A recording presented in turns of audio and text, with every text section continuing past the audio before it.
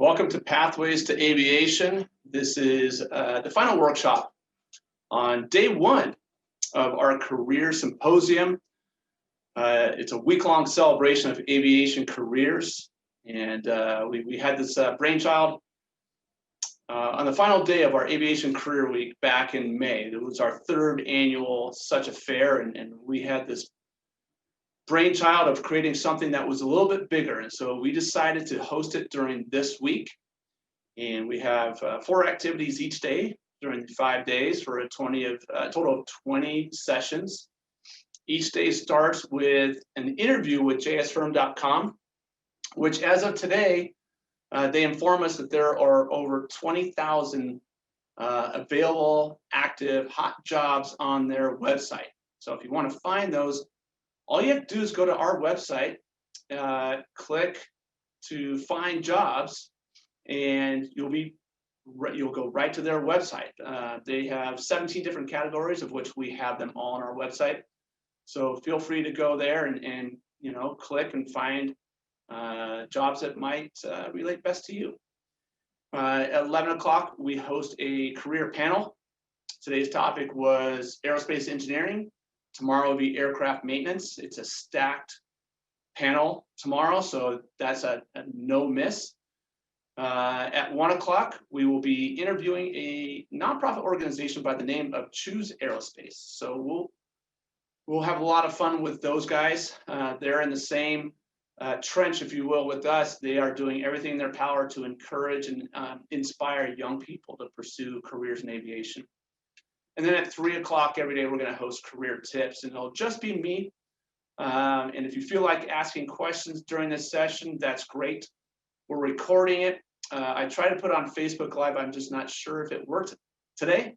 Doesn't really matter because we are going to record this and then post it on our website. If you go into the agenda section of the Career Symposium, give me a half hour or so. It'll be up there and you can share it with all your friends. So like I said, it's just going to be me, and we host workshops every Wednesday. And before we were hosting them in a live format at different airports.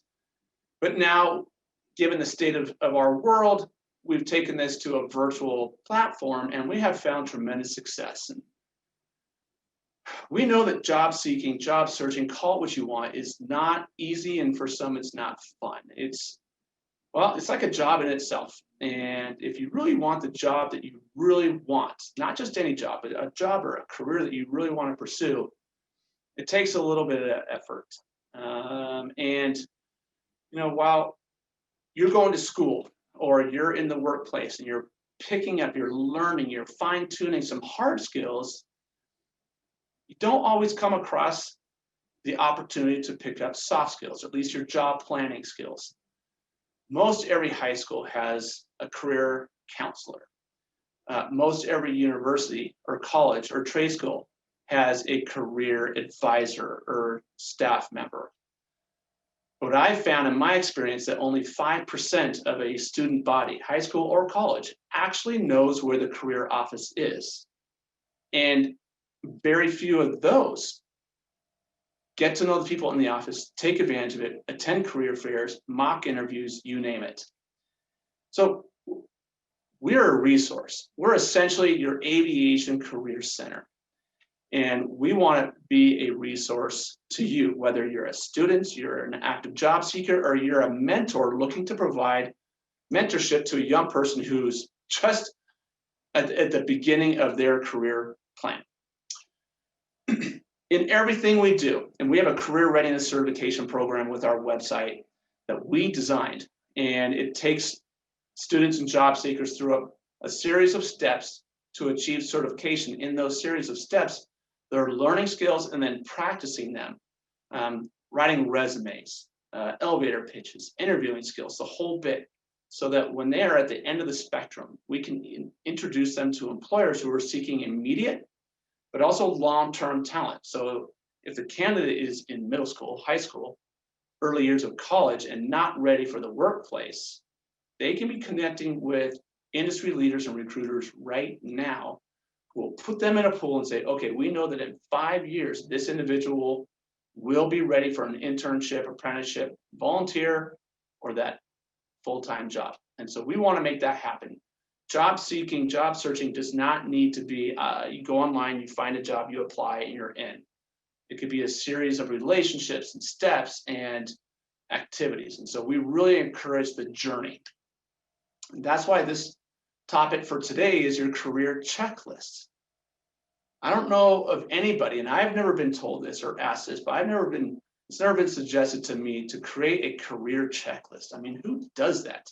Don't you just go find a job and apply? And that's why I mentioned that the job search is a job in of itself.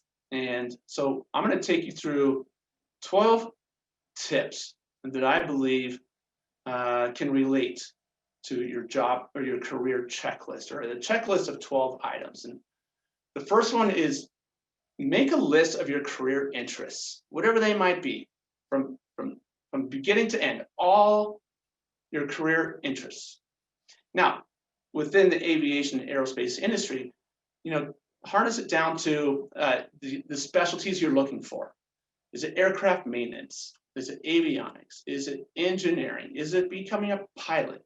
Identify whichever career interests suit you the best. That's at least going to put you on a target for where you need to be. Then make a list of all your hard skills, those skills that you've picked up in school, on the job training, in the workplace, as well as your soft skills, your characteristics, your personality traits, your behaviorals. Make lists of all those. And there's no limit to the number of hard and soft skills, and they will come and play. But we start with those because by identifying those hard and soft skills, you begin to understand yourself. By identifying your career interests, you know what you want. When you put the two together, it really sets the foundation for those next steps, which is obviously writing those skills and interests, which is commonly known as the resume. So we encourage you, the third tip is to craft a compelling resume.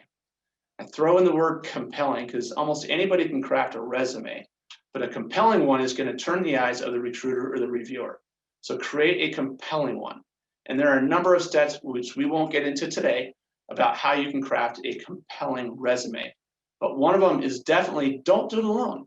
Share that resume with others so that they can provide feedback, input, even creative or suggested edits, which I get resumes every day, and I'm happy to apply a little red to those resumes with the intent of making those resumes look sharp. Create a roster of your professional contacts. You can start with family, but look at those people around you who are in the profession. So we're going to focus on aviation, whom are in the industry. Just make a list. Doesn't matter how well you know them, but when you make that list, write down how you know them, where they're working, what they're doing, like position, any kind of notes you can add to them. Start that list. Now, when I mentioned creating lists, you might want to just create an Excel document and create a different sheet for all of these items so that you can save it and add onto it as you proceed. And even if you find one job, keep that Excel document because you might want to advance in your career at some point or find another job. And you're going to want to utilize this information later. Probably my favorite is craft your why statement. Why do you wake up in the morning? Why do you want this career? Why do you want this particular job? And that is a question you may be asked in an interview. Why us? Tell us something about us that excites you. Give us your why. One of the reasons we talk about creating your why statement is so that you can craft your elevator pitch. Now, your elevator pitch is like 30 to 45 seconds, and it comes with that whole thing where if you're stuck in an elevator with somebody you aspire to become, or somebody in a high position that could have some influence on your career, if you're stuck with that person on an elevator for say 5 or 10 floors, what are you going to do? And if you talk, what do you say? And so your elevator pitch is more or less 30 to 45 seconds, which equates to about 75 to 100 words, where you get to share who you are, why, and what you're looking to accomplish. Those three within 30 seconds is hard. But if you can create a compelling elevator pitch, and your elevator pitch is going to be different for every person with whom you speak, every situation that you're in and every job you're applying. So you can't just have one elevator pitch, just like you can't have one resume. When we talk about resumes, you want to tailor each resume to that specific employer, that specific position. Same with the elevator pitch. That situation, that individual, and that goal that you're putting out there. If it's to get a job, if it's to get a date, if it's to go to the movies, whatever it is, what is your ultimate goal? Now, that's our first 6. Much like the resume, create a LinkedIn profile. The LinkedIn profile is an opportunity to take that resume and put it in electronic format, but it also becomes a writing sample because you're allowed to write in paragraph form your experiences, what you got out of the situation, maybe your vision, or you can expand upon some of the accomplishments that you achieved during that process. So take advantage of LinkedIn. If you don't have a LinkedIn profile, that's okay. We encourage it because it's an easy opportunity for that employer, that recruiter to do a quick search of you, find you, and get a little bit more information that may not be on the resume. And again, I mentioned it's a writing sample. They can get a good idea about your writing skills. That's key. Writing is important. Just like the LinkedIn profile, you have a social media presence. Everybody has one. Well, go to yours and conduct an assessment. My rule of thumb is I don't post anything unless my mom would approve. Now, my mom's not going to approve. She's not even going to look at me or look at my post before I post them. But if my mom would approve me posting this photo, this image, this comment, then we're good. But if she wouldn't, you might want to take a good hard look at those images and those comments, and then take a secondary look at the people with whom you connect on those social media platforms, because that could speak to your character. It's just a quick assessment, but if there's anything that sends up a red flag, take care of it before a recruiter has an opportunity to find you on the Facebook, the Twitter, the Instagram. Those are the primary 3 that they will really target.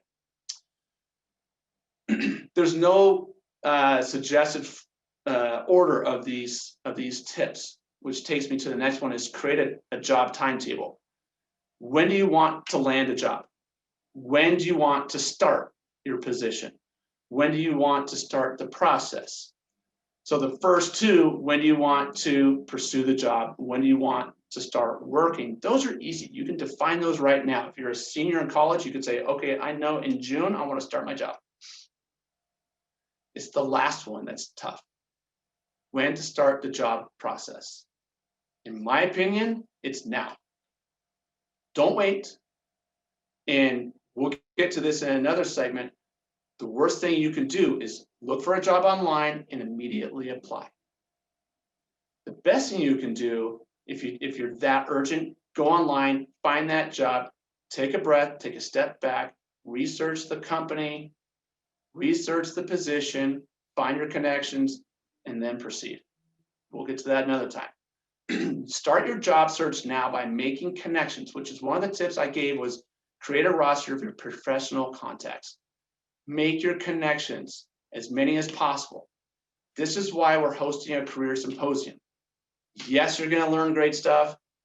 Yes, you're going to gain a little bit more inspiration about the career, aviation and aerospace careers. But at the root of it, it's we bring these people to the table so you can make connections. If you don't take advantage of that, you're one step behind. Take advantage of every person who's speaking at this symposium. Now, go to FBOs, go to your other airports on the general commercial side, find people in the industry, find people in your industry, join the professional organizations related to your specialty. So if you want to become a mechanical engineer, find those organizations. They all have student memberships. If they don't, they have like an entry-level membership, and many of them will actually scholarship you in. They love young people. Take advantage of them. Many of those organizations actually have student organizations on college campuses. Take advantage of those. They are incredible networking opportunities. You are going to want to eat that up. Do it. If you haven't If you're in college right now and you haven't joined those organizations, the first thing you do tomorrow morning, join. It might cost a couple bucks. If it does, I don't know, call me. We'll make it work. Just join. You will not regret it. Oh, wait, if you join, don't just join. Attend their events, virtual, on-site, network, get to know people. Take advantage. If you're going to be a member of something, take full advantage of it. Don't just be a regular member. Craft answers to potential interview questions. That's key. You don't want to apply for a job yet, because when you do, you might get a phone call that day saying, we want to interview you. And if you're not ready for that interview, then you kind of kibosh the whole thing. So make sure that you can eloquently answer interview questions. And we have a list of them on our website, but you'll know the basics, but just be prepared. With that, taking it back a step, make a list of all the employers you may want to work for. Just make a list. Just start a list, and that goes back to the professional context. Obviously, I skipped a tip. I'm thinking ahead, but make a list of those employers so that when you get to know these people, you can put checks, you can put information next to them. You might find employers that you actually don't want to work for. Last tip, don't put all your eggs in one basket. Use multiple career resources. Pathways to Aviation is a resource we hope you take advantage of. Leverage it, get involved, pursue our readiness certification program. Allow us to introduce you to potential employers. But don't let us be the only ones you utilize. Go on your high school or college campus tomorrow and say hello. Find the Career Center. If you can't find it, email me, call me, I will find it for you. And not only that, I will introduce you to the person who runs the Career Center. We're going to make this happen. Utilize other resources. Our job board is powered by jsfirm.com. Check out their resources. It's not just a job board, but you can actually create a profile, post your resumes that employers will look at. Now, before you post that resume, wash it through us first so that it's sharp and it's compelling. Employers and recruiters happen to remember things. Even though they review hundreds of resumes, they happen to remember those that didn't really meet the grade. So flush it through us first. Again, use your Career Center on your college or high school campuses. Use connections. Take every advantage. This is your life. This is your career. Don't just go down one street. Use others, but take advantage of every opportunity. And I would start as soon as possible to pursue your career. So that's the career checklist. And there's one last item. I open this by saying that job searching can be difficult, and for some, it can be fun. That is my last tip. Have fun. The more enjoyable you make this, and the more positive you seem or you appear, those recruiters are going to notice that. Positivity equals confidence. Even if you don't know everything with which you're discussing, if you come across positive and confident, they're going to see that and they're going to zero in on you first. Your goal is to get to the top of their consideration pile. We want to help you make that happen, but have fun. It's an enjoyable process. Okay, those are my tips. Before I step away, if there are any questions, just stick them in chat. And if not, we can call this a day.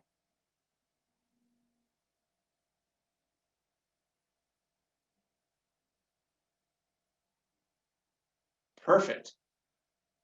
Well, tomorrow we're going to continue our career chat series. If you have any questions, everybody has my email.